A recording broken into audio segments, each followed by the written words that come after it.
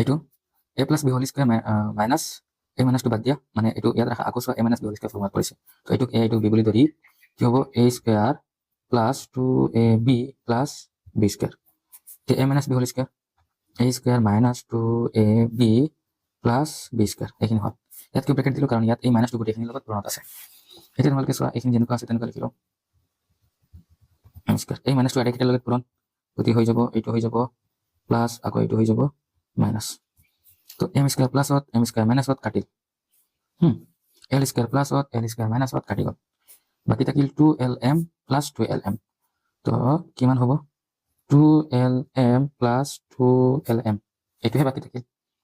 তো এইটো কি হ'ব 2 ইনটু 2lm, হয়নে? কাৰণ 2lm দুইটা আছে, যেনেকুৱা √2 যোগ √2 ইকুৱেল কি হয় 2√2, কিয় √2 দুইটা আছে।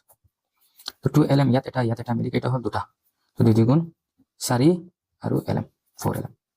তো এইটোক 4lm লিখাতকৈ বেহতৰ 2 স্কুৱেৰ lm লিখিবা, কাৰণ আমি উৎপাদকত প্ৰকাশ কৰি আছো।